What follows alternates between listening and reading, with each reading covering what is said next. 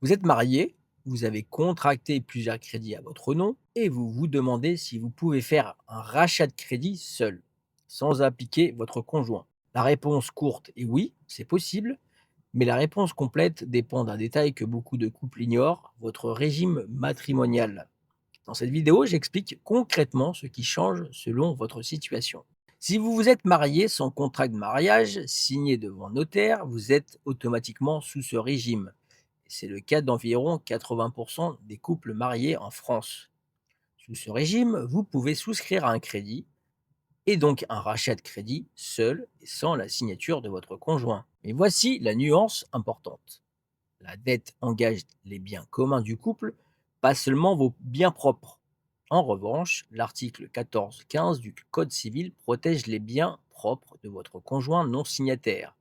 Ces biens personnels, ceux qu'il possédait avant le mariage ou reçus par héritage, ne peuvent pas être saisis pour rembourser une dette que vous avez contractée seul. Il existe une exception à connaître si la dette concerne l'entretien du ménage ou l'éducation des enfants et qu'elle reste dans une proportion raisonnable par rapport au train de vie du foyer, votre conjoint peut être considéré comme solidaire, même sans avoir signé.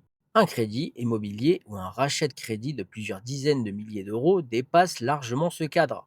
Il n'entre donc pas dans cette exception. Si vous êtes marié sous le régime de la séparation des biens, la situation est plus simple.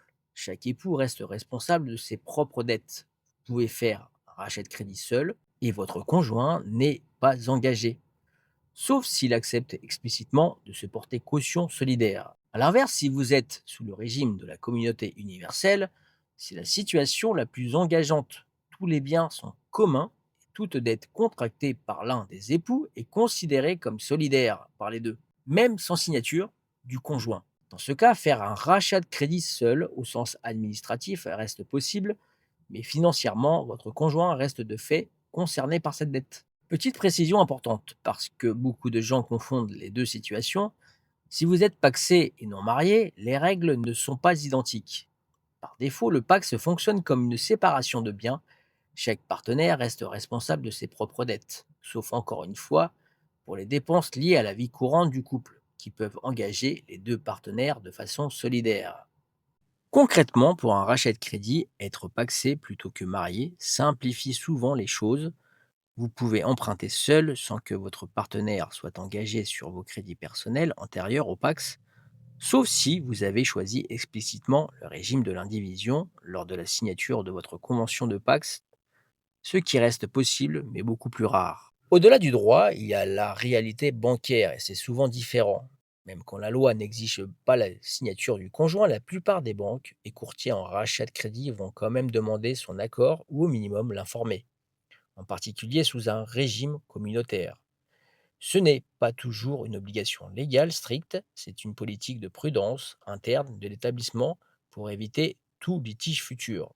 Il y a aussi un effet concret sur votre dossier. Si vous demandez un rachat de crédit seul, la banque ne prend en compte que vos revenus personnels pour calculer votre capacité de remboursement, pas les revenus de votre conjoint.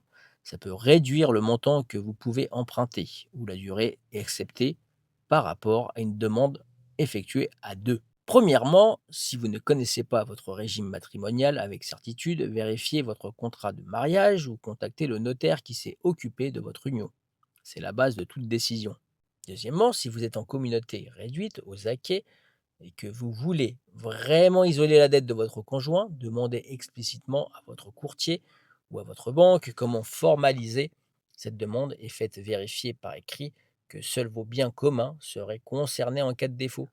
Troisièmement, si la relation avec votre conjoint est tendue ou si vous traversez une séparation, sachez que la dette contractée seule pendant le mariage reste un sujet qui peut ressurgir lors du divorce, en particulier sous régime communautaire. N'hésitez pas à consulter un notaire ou un avocat en droit de la famille avant de vous engager dans cette situation précise. Quatrièmement, si votre banque refuse catégoriquement d'étudier votre dossier seul, ce n'est pas nécessairement une obligation légale de leur part, c'est souvent une politique interne. Un autre établissement ou un courtier indépendant peut avoir une politique plus souple. Faire un rachat de crédit seul en étant marié est donc possible dans tous les régimes matrimoniaux. Mais les conséquences sur votre conjoint et sur votre dossier varient fortement selon votre situation. Le bon réflexe, c'est de vérifier votre régime avant toute démarche, pas après. Dans une prochaine vidéo, j'aborde ce qui se passe concrètement. Dans une prochaine vidéo, j'aborde ce qui se passe concrètement en cas de divorce quand un crédit immobilier commun est encore en cours. Abonnez-vous pour ne pas la manquer. À très bientôt.